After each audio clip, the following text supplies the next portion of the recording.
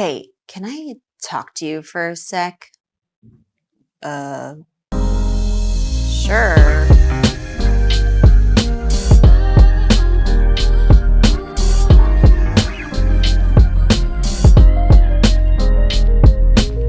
What's up, Explearners? This is the second installment of our 5-part mini-series about communication conundrums, how to deal with them when they happen, and how to prevent them from happening. Our goal is to prevent them when we can and deal with them when we need to.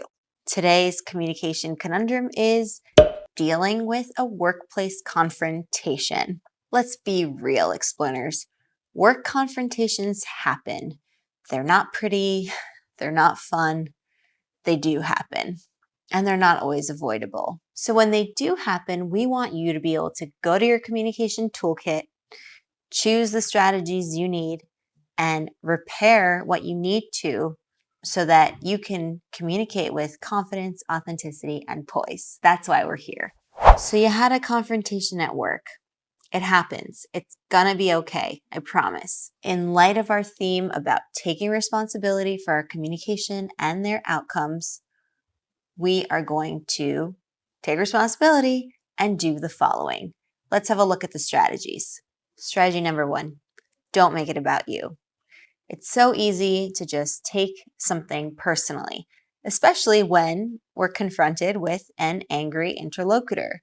They're confronting you after all, right? So the immediate thought that we have is they have an issue with me. They think I'm this, that, or the other. I'm their problem.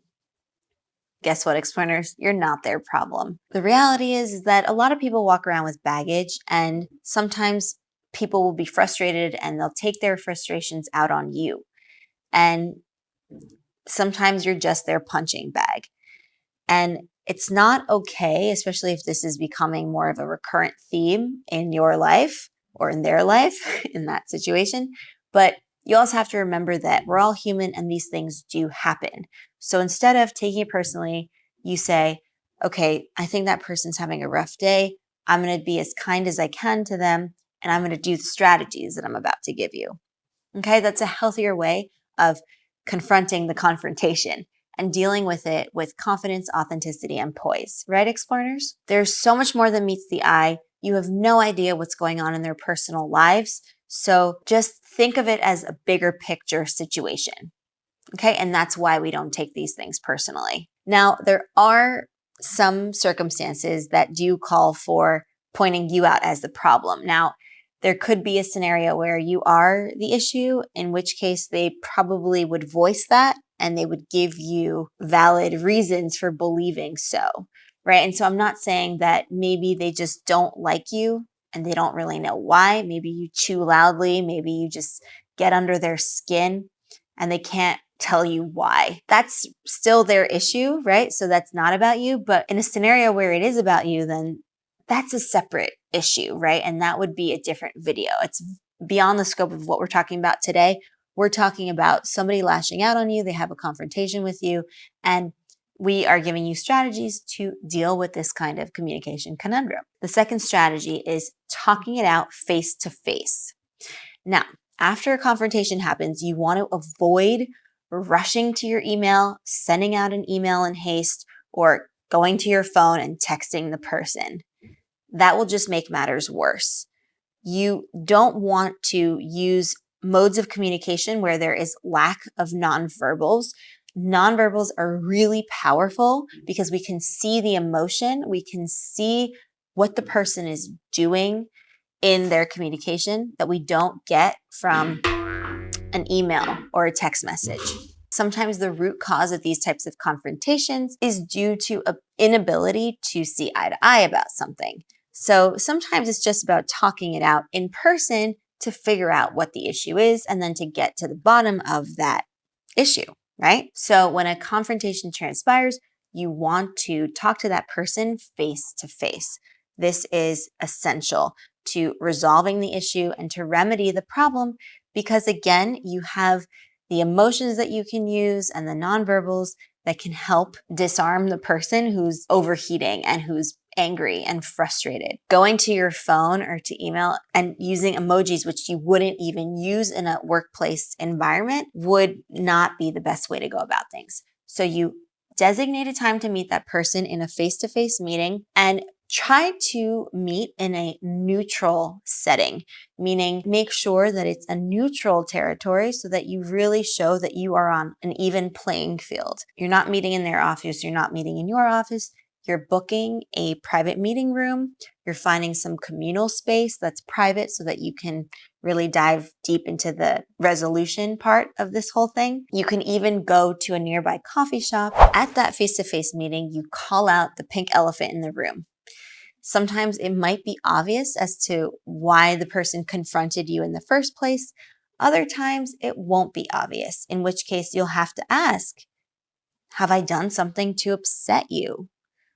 What have I done to make you this angry? Things like that, so that you can actually get to the bottom of things, right? Literally calling out the pink elephant in the room. The most important thing with this, when you have a face-to-face meeting, that you go in with a positive attitude and with the sole goal of coming to a resolution. You're not going there to tell them off. You're not going in there to make them feel worse than they already are, especially if they're just having a bad day and they took it out on you. You are going there with a positive mindset and a constructive mindset so that you can actually fix the issue and make it so that it might not ever happen again, right? And that is ultimately what we want. Using these strategies to prevent these communication conundrums from happening to begin with. The third strategy is to call a team meeting. Now, you could do this one of two ways. You could either have this meeting be in lieu of the face-to-face meeting that we talked about in strategy 2, or you could do it after the in-person meeting, so that it would be strategy 3, right? So you first have a face-to-face meeting, then you call a team meeting. Now, I'm going to leave this up to you because in some cases, you might be in a position of power where you do call together a meeting. Let's say you have people, a team that you're running, or you're leading a department or running some other sort of group. You might find it appropriate to first have a meeting with everyone and then talk to the person after. I personally would advise you to have that face-to-face meeting first with the person, which is why it's strategy 2, and then do this strategy 3, call the meeting together. And the reason being is that if you don't really know what's going on with that person and why they confronted you to begin with, then you might feel defensive and tempted to call that person out and humiliate them, even in a joking way or a self-effacing way. But that is detrimental to repairing the relationship and to getting to the bottom of the confrontation. So I do not advise that, obviously.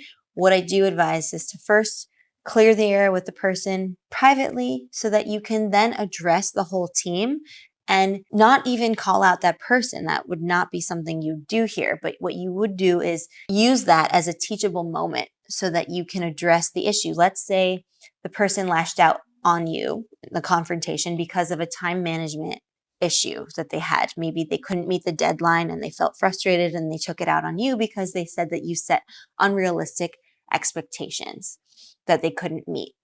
Now, without even talking about the confrontation you had, because that's private and you resolve that in the face-to-face private meeting with that person, instead what you take to the meeting when you call the meeting is bringing a teachable moment about, if there's an issue with time management, that person will talk to the team leader, the department head, ahead of time before it's too late, before they're running into issues, right? So it's as simple as communicating that to the person. So what would you have in the team meeting? Point of the team meeting would be to communicate needs and to do goal setting. A framework that I like to use for goal setting and objective setting is the SMART framework. So S stands for specific. You want your objectives to be specific. M is measurable. A is attainable. R is relevant. T is time bound. So in this meeting, you are setting your objectives to make sure that everyone is on the same page. Number 4, find a win-win situation. Now, this would be ideal, right? So you had a confrontation. Now you try to figure out what the win-win situation would be for you and for your interlocutor, right? So a story that I love, and my father would tell it to us growing up, is about, it's the orange story. That's how I fondly refer to it. Now, imagine two people want an orange. Person A wants an orange because they actually want to eat the fruit. Person B just wants the rind.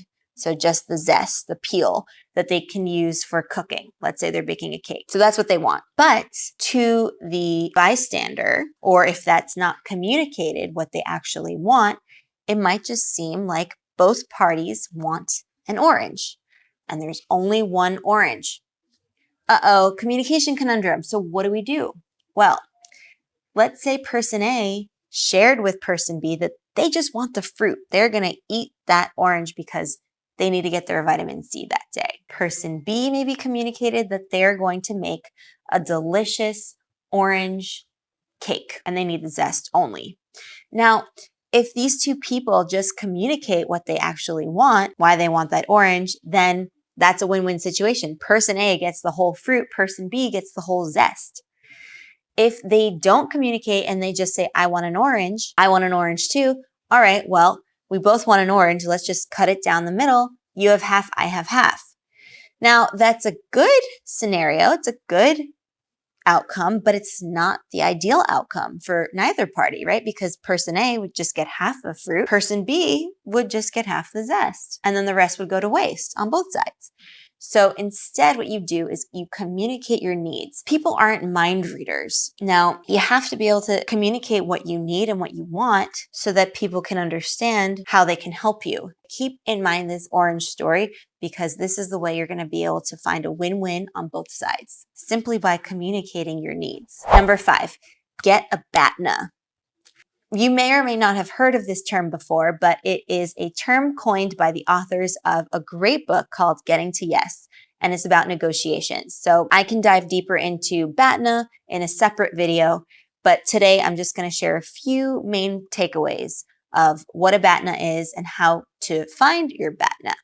Now, a BATNA is used in negotiations, and what it stands for is a best alternative to a negotiated agreement. I know that's a mouthful, but essentially it is, what is your best next alternative?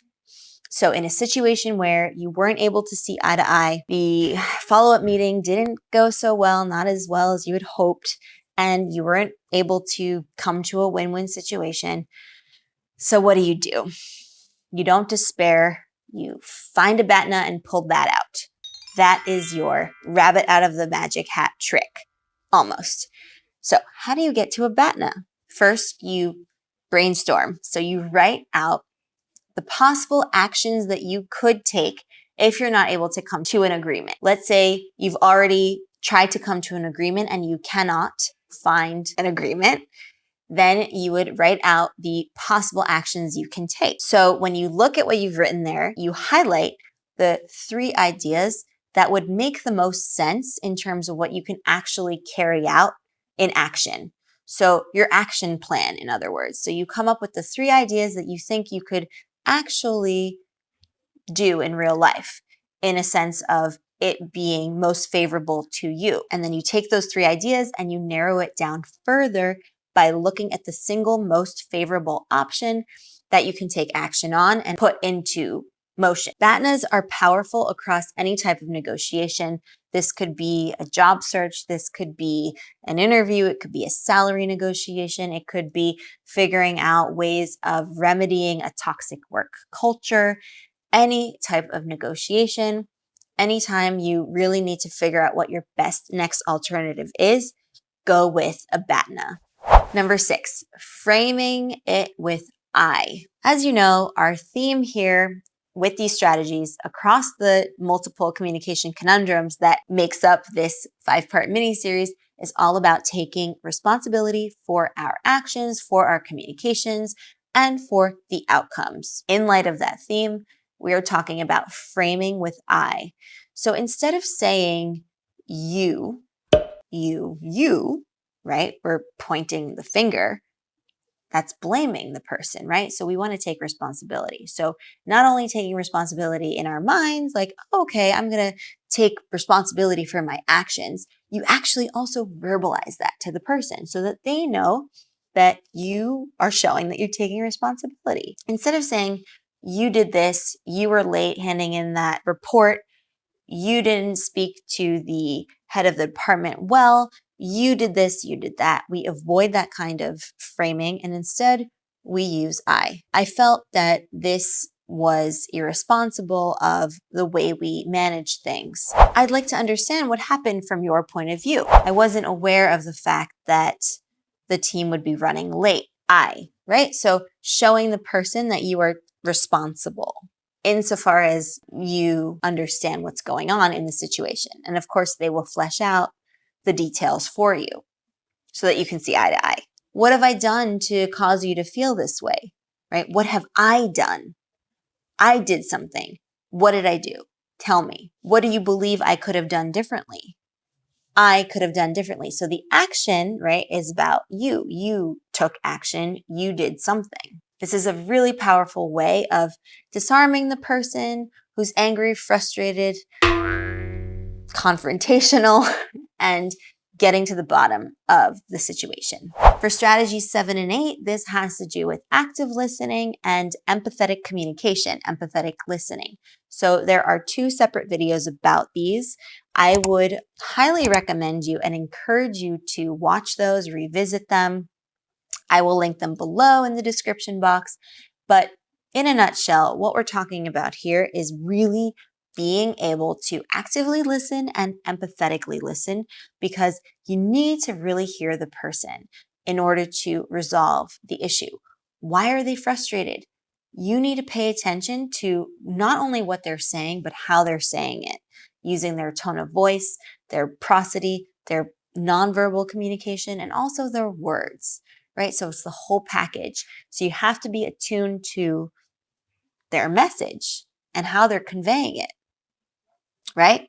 And that comes with actively listening and empathetically listening. And these are really great ways of helping the person figure out the issue and then resolving it and coming to a resolution together. Let's quickly recap before we go. Today's communication conundrum is a workplace confrontation. The way that we dealt with this workplace confrontation is using the 8 strategies we outlined for you in this video today. Practice these strategies, try them out, make them your own, and then be prepared to use them in the event of a confrontation. It's not the end of the world. We all get frustrated. We're human. We lash out. We take responsibility for our actions. And doing so will help us become a better communicator, a more effective communicator, so that we can really do well in our business, do well in our relationships, do well in life. Just being aware of these strategies is not enough. You really have to put them to use so that when a confrontation does occur, it's second nature to you. You know what to do. You know how to act professionally and appropriately in that given context, and that you're not in a frenzy and trying to figure out what to do and falling back on old ways that is not conducive to conflict resolution, let's say. But these 8 strategies, you really have to practice, make them your own, practice them, and have them in your toolkit so that you're ready when the time comes. Don't wait before it's too late. All right, Explearners, that's a wrap on this video. I'm so glad you could join us today. If you haven't subscribed, please do so that you can get all of our videos, and make sure that you watch the other installments of this 5-part mini-series because we are going into different communication conundrums and how to deal with them and prevent them. And we are looking forward to hearing from you. Send us your comments, send us your DMs, and I will see you in the next video. Happy Explearning!